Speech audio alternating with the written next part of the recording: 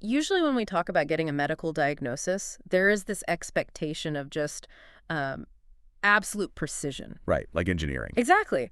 Like you break your arm, you go to the hospital, they take the x-ray, and it shows that jagged white line on the black background. Yeah, and the doctor just points at it. Right. The doctor points and says, there it is. That's the problem. It's broken or it's not broken.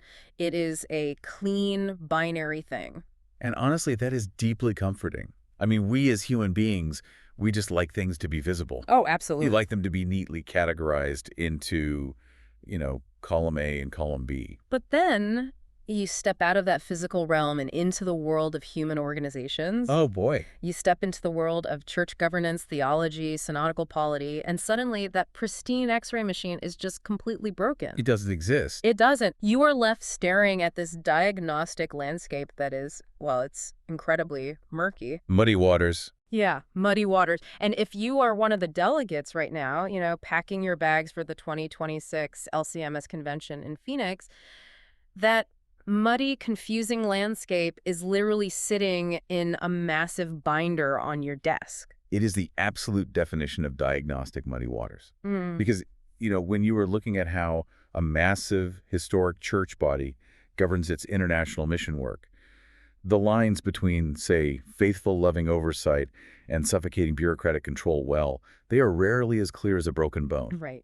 You are dealing with hundreds of pages of proposed resolutions, and every single one of them is wrapped in this just beautiful, pious theological language. Because no one writes a resolution that says, hey, we want to seize power and crush local initiative. Exactly. No one does that. They write to facilitate greater stewardship of the gospel harvest. Right, of course. And you, as a delegate sitting there, you have to try to figure out what that actually means on the ground. Which is hard. It is really hard. So that is our mission for this deep dive today.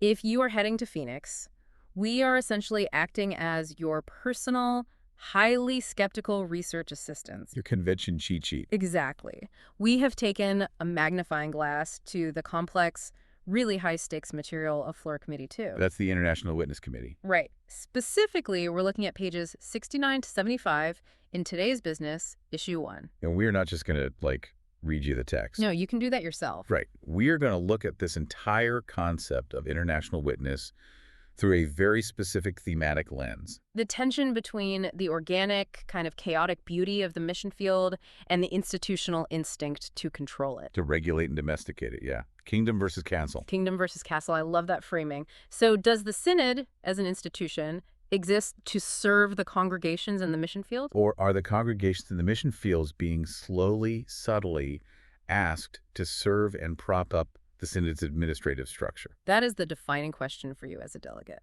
It really is.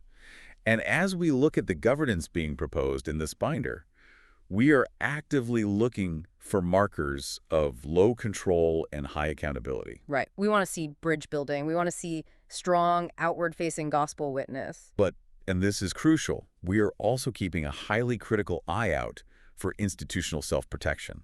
Right. We're intentionally going to assume bad motives just to stress test the actual mechanics of these documents. We have to look at the plumbing, because good intentions can, and honestly historically have, created terrible governance. So we strip away the pious language and ask the cynical questions. Where does the money flow? Where does the power flow? Exactly.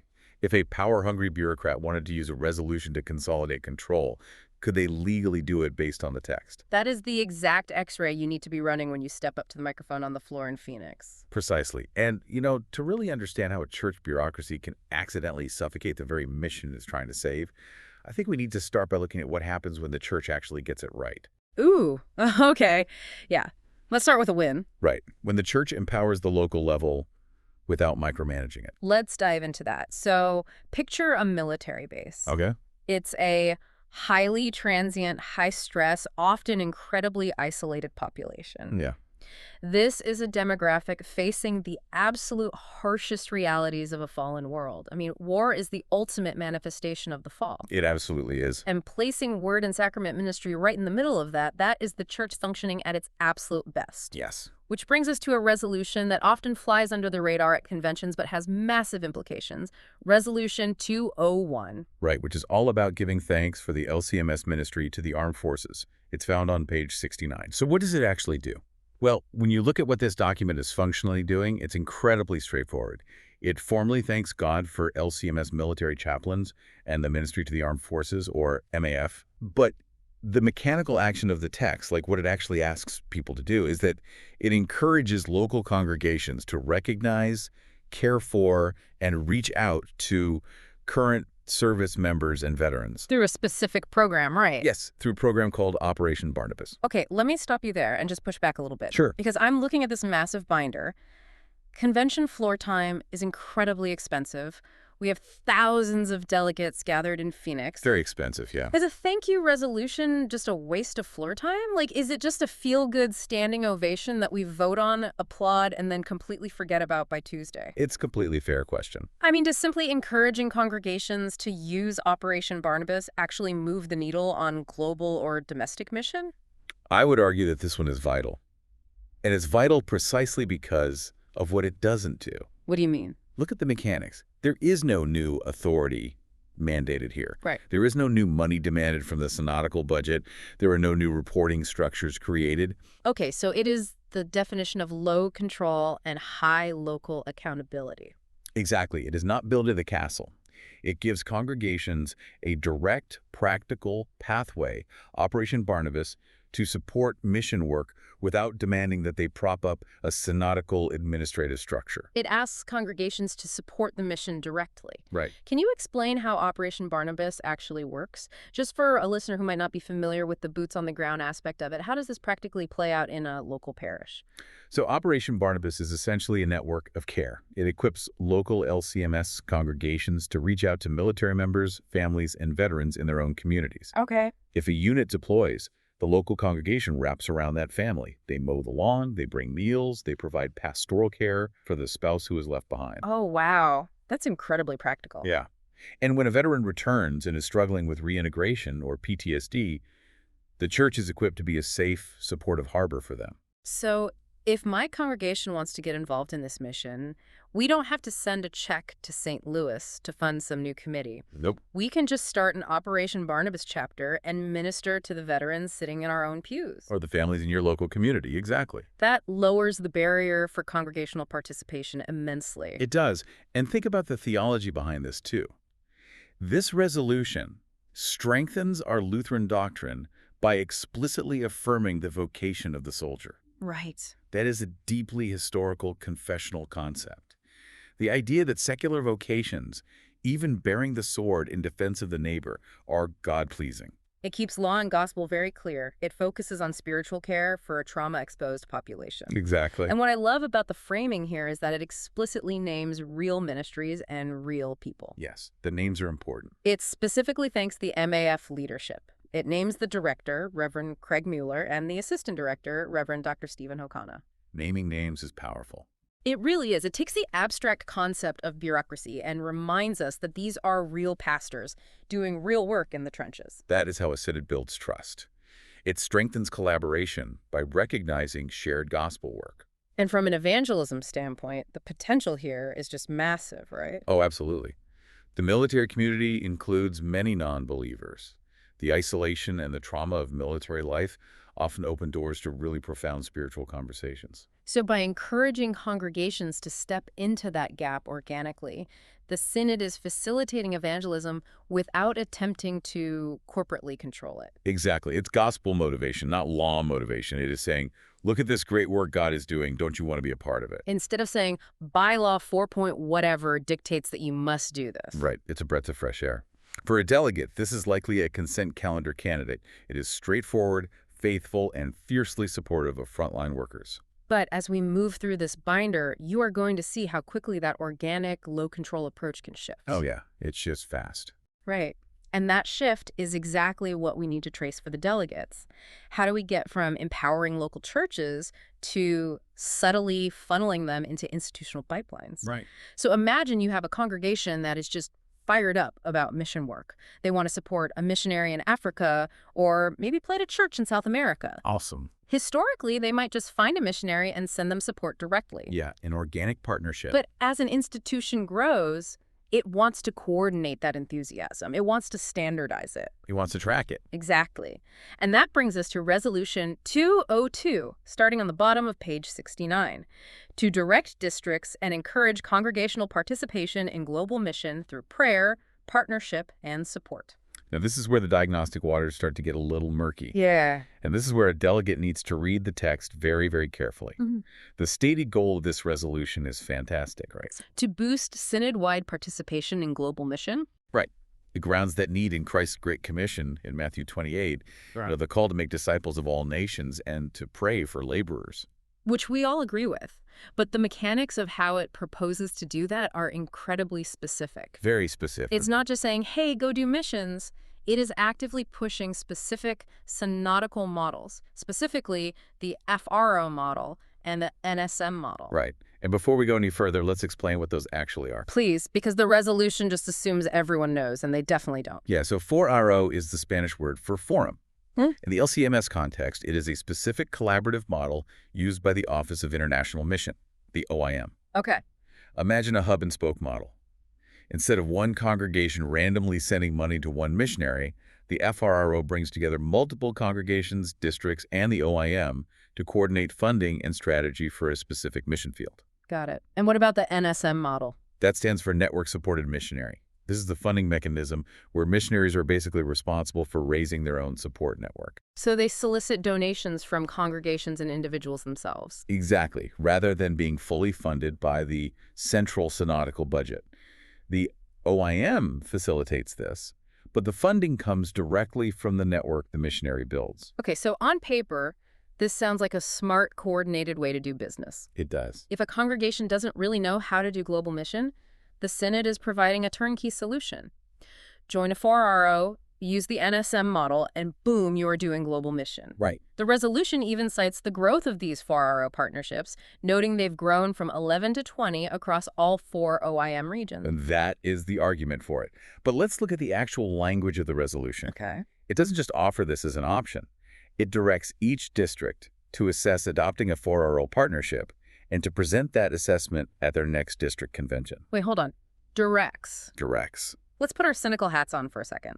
The LCMS is built on a specific, delicate polity where districts have a significant level of jurisdictional autonomy. A synodical convention directing a district to adopt a specific programmatic partnership that feels like a massive power shift. Yeah, it is. That pushes administrative energy and funding directives straight from the top down. Yeah, you've hit the nail on the head. Using the word direct applied to a district is a high control mechanism. Yeah. It changes the dynamic from a voluntary partnership to an institutional mandate. Wow. Now, the resolution says assess adopting. So it's a step removed from forcing them to sign a check today. Right. But the pressure is undeniably top down. And what is the underlying assumption here? Because the resolution implies that the FARO and NSM models are the only, or at least the absolute best, mechanisms for mission cooperation. Right. What if my church has been directly supporting a specific Lutheran seminary in Kenya for 40 years, completely outside of the FRO structure? Which happens all the time. We have a historic, organic relationship. Does this resolution imply we aren't using the preferred pipeline? Are we somehow doing mission work wrong because we aren't in a FFRO? That is exactly the danger of institutional caution. You risk narrowing the definition of global mission to mean only participating in Synod-branded programs. Oh. It subtly funnels everyone into the OIM-specific administrative pipeline. It frames the mission outward, sure, but it views the solution entirely through an inward institutional lens. Let's talk about the financial realities on the ground, too. Think about the mission and growth effects of this on a local parish. Yeah. Imagine a congregation in rural Nebraska. They are struggling just to pay their own pastor. The roof is leaking. Yeah, very common reality. If the district is suddenly pushing a 4-0 financial commitment on them because the National Convention directed them to, does this serve the struggling congregation, or does it just alienate them? It absolutely risks alienating them. And this is the kingdom versus castle dilemma, perfectly illustrated. Right. Are we fundamentally trying to get more resources to the mission field, or are we trying to get more people to fund the Synod's preferred structure? Now, to be fair to the OIM, and we should be fair, the NSM model currently supports 120 Synod and Alliance missionaries in the field. Which is huge. Those missionaries desperately need that financial network to survive. Expanding the network expands their support. I get that. But forced partnerships rarely generate organic zeal. Very true. If I'm a delegate, I am looking at this and asking, are the districts actually financially prepared to adopt and sustain these partnerships? Right. Or is the convention just passing an unfunded mandate down the chain just to make the OIM's balance sheet look better? And another question. What happens to the funds once they enter the FINRO system? Is there clear, transparent accountability back to the local congregation about how every single dollar is spent? Right. Or does it just get absorbed into general regional administration? These are the exact questions delegates must ask at the microphone. Because if we turn human structures like the FINRO system into a marker of mission faithfulness, we are losing our confessional footing. We want congregations working together, but we don't want to build a toll booth on the road to the mission field. Precisely. The shift from encouraging in 201 to directing in 202 is a subtle but really profound escalation of institutional control. It is. And as we move to the next resolution, you are going to see how the financial cost of maintaining that institutional control begins to absolutely skyrocket. Okay, let's go there. Because we just talked about the mechanics of sending and funding missionaries, but getting them to the field is only step one. Oh yeah, that's the easy part. Keeping them there, keeping them mentally and spiritually healthy, keeping their families from falling apart under the immense pressure of cross-cultural ministry, that is a massive challenge. It is incredibly difficult. Which brings us to Resolution 203. To give thanks to God for missionary care provided by the Office of International Mission. This is on pages 70 and 71. And this is where the diagnostic X-ray really shows something anomalous. Okay. The stated goal of this resolution is unassailable: pastoral care for missionaries. Absolutely necessary. Right.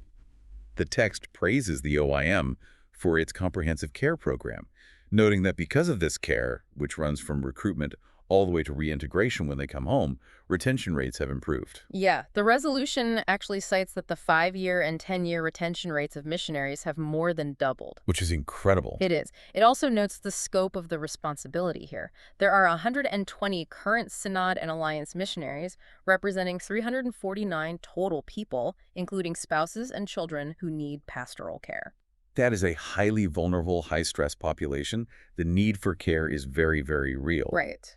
But a delegate needs to look past the whereas clauses and look closely at the resolved clause, because the actionable part of this resolution directs the creation of a full-time regional chaplaincy position in each of the 4 mission regions by the year 2029. And here's the kicker.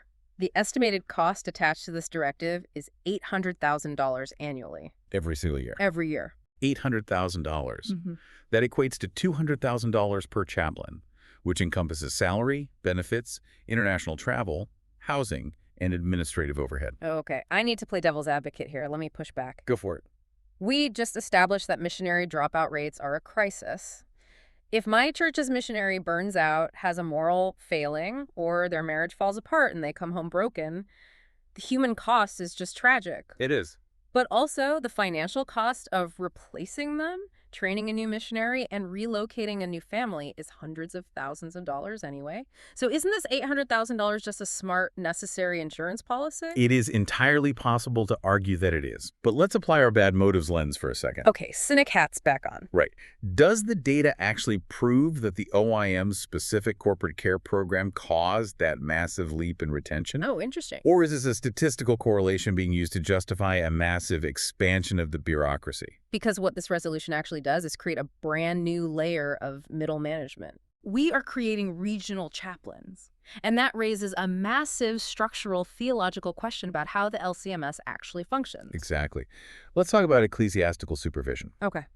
In the LCMS, the supervision of a pastor's doctrine and practice and their pastoral care is historically vested in the district president. Right. It is a localized relational model. So if I am an LCMS pastor serving as a church planter in Madagascar, I am still technically on the roster of a specific LCMS district back in the United States, say the Wyoming district. Right. So my district president in Wyoming is my ecclesiastical supervisor. Correct. Now introduce a full-time OIM-employed regional chaplain into that dynamic. Okay. If you, the missionary in Madagascar, have a theological crisis or a severe conflict with your team who is actually in charge of your pastoral care. Right. Does this new corporate chaplain step on the toes of my district president? Exactly. And more importantly, who do these chaplains report to?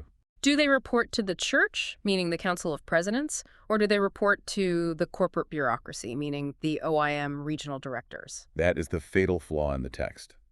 The resolution does not answer it. It is entirely inward and institutional. Wow. Think about the tension here. Is this chaplain an agent of the employer, the OIM, evaluating your job performance and risk liability?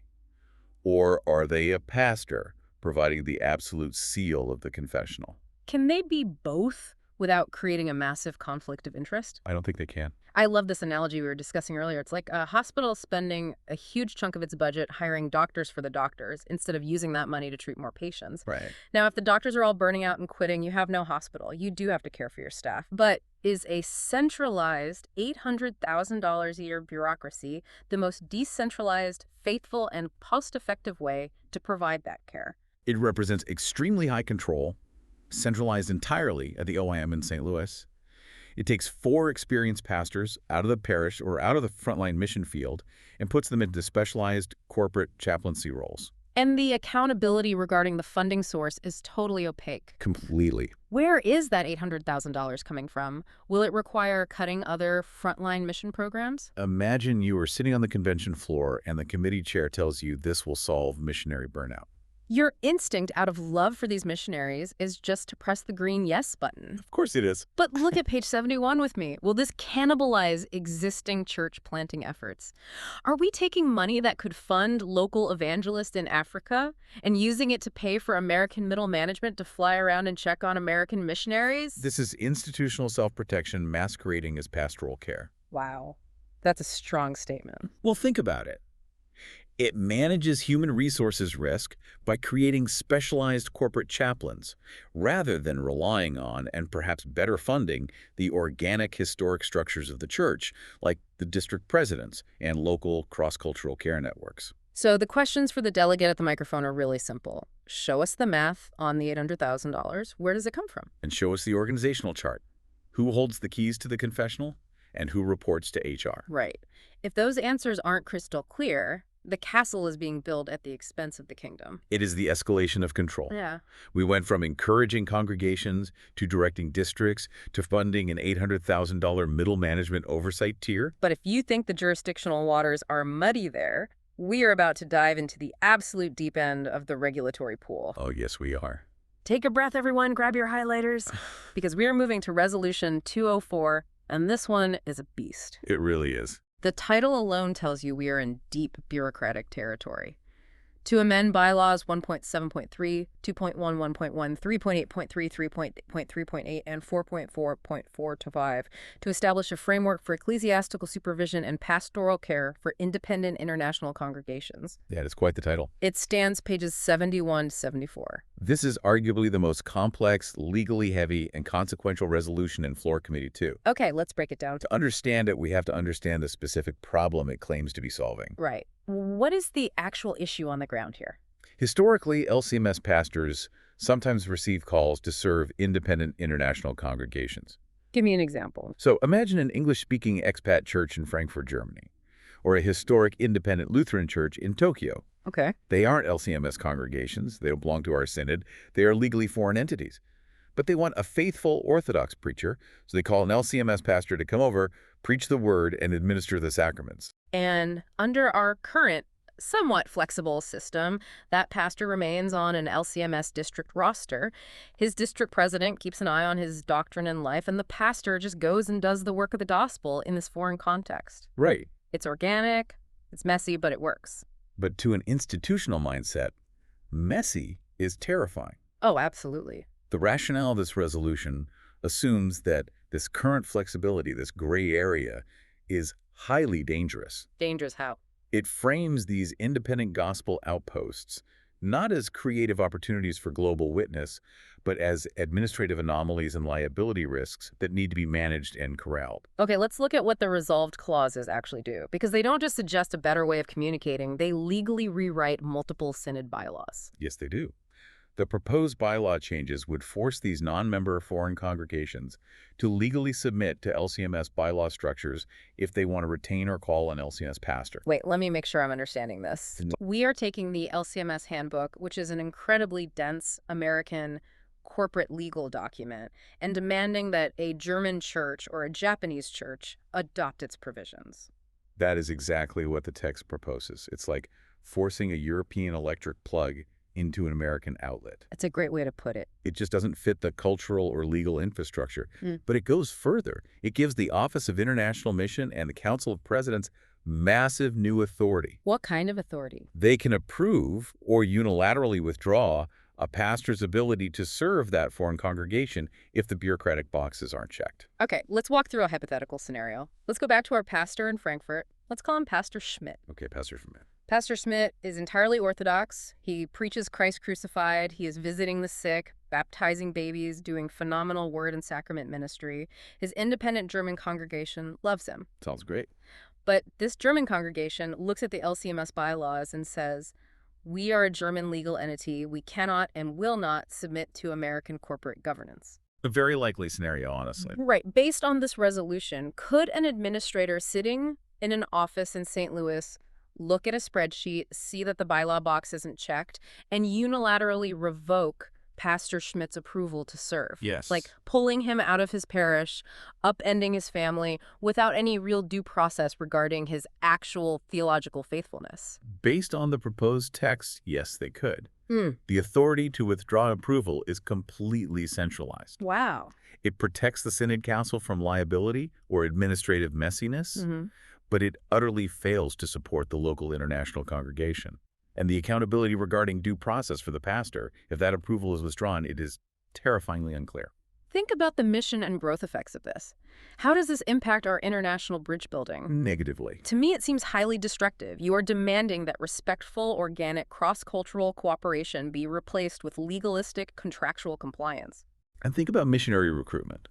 If you are a talented, faithful LCMS pastor, would you take a call to a vibrant international church in London if you knew that your livelihood, your ministry, and your family's stability could be subject to arbitrary bureaucratic withdrawal from 4,000 miles away? No way. Pastors will hesitate to serve internationally under that sword of Damocles. Exactly. And we are back to the jurisdictional nightmare. We talked about this with the chaplains in 203. The district president is supposed to oversee the pastor's doctrine. Right.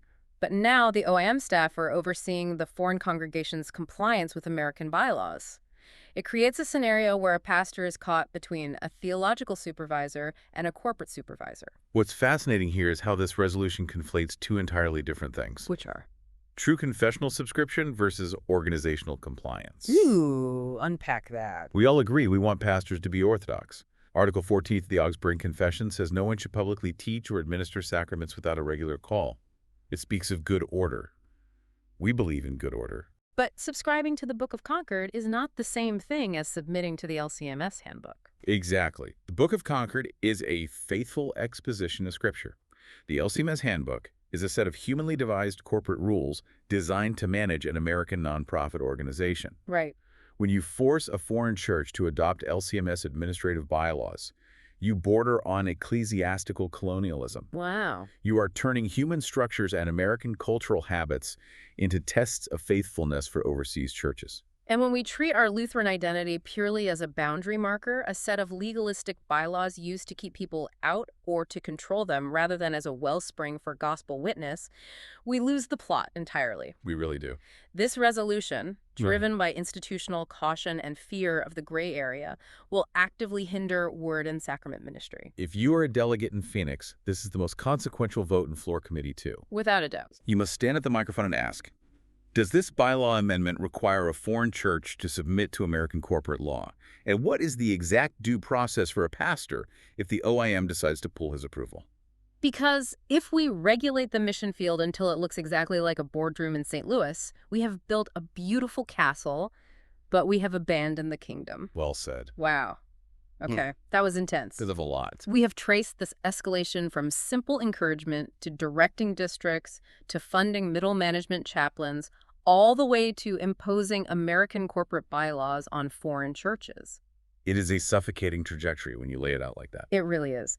But thankfully, the committee gives us one last resolution, and it is the perfect antidote to everything we just discussed. A palate cleanser. Exactly. Let's look at Resolution 205. To give thanks to God for 125 years of gospel ministry, partner churches, and mission in the Latin America and Caribbean region. Pages 74 and 75.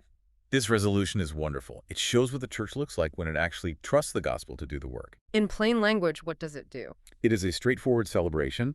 It marks 125 years of LCMS mission work in Latin America and the Caribbean, the LAC region. And you can feel the difference just reading the whereas clauses. It's not driven by fear or liability. No, it's driven by joy. It highlights a rich, undeniably successful history. It celebrates real growth, real milestones. It points to the actual, tangible production of resources, specifically the Himnario Luterano, the Spanish Lutheran hymnal. The framing here is exactly what we look for when we say kingdom over castle. Right. It is entirely outward, gospel-focused, and bridge-building. It doesn't treat the partner churches in Latin America as subjects of our administration or as legal anomalies to be managed. It explicitly recognizes them as equals in the gospel. It names the region, it names the partner churches, it names the alliance missionaries. And when you look at the resolved clauses, the mechanical action is beautifully simple. It expresses thanksgiving to God and commendation to the workers. That's it. Regarding authority, money, and structure, there is no new structural authority demanded here. None. There is no new money requested. There are no new bylaws being forced on anyone. It represents beautifully low control. It simply recognizes and rejoices in the fruit of the Spirit. Think about the contrast between this and Resolution 204. It's night and day. In 204, we are trying to hand foreign churches our corporate rulebook.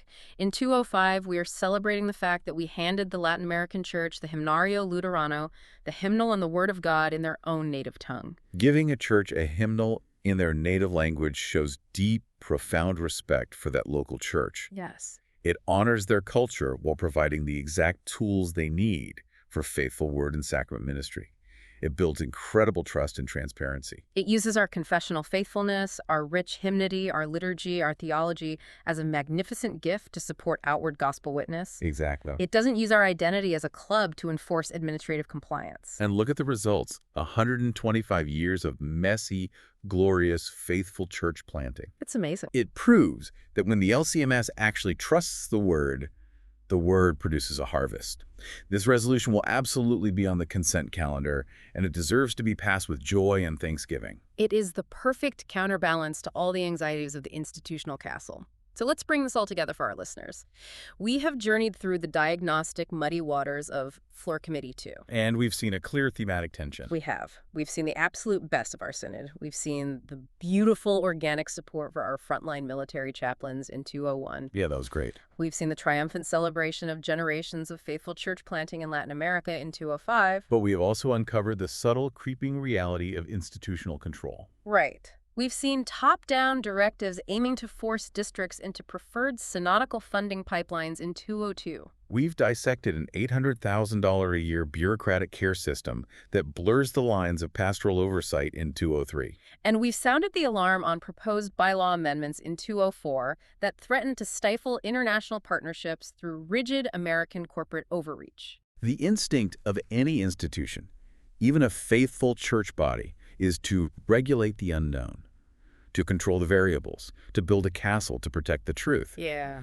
But the Great Commission was not a call to build a castle. It was a call to expand a kingdom. So to you, our listener, the delegate, looking at that massive binder, getting ready to board a plane to Phoenix here, is your mission. Do not just vote yes because a resolution has a pious theological title. Look at the plumbing. Ask the hard questions about money, about jurisdiction, and about who is actually being served. Are we empowering the local parish to reach the world, or are we asking the local parish to fund the bureaucracy? And here's a final thought to mull over. If we truly believe in the power of the word and sacrament, why do our administrative structures so often default to fear and control?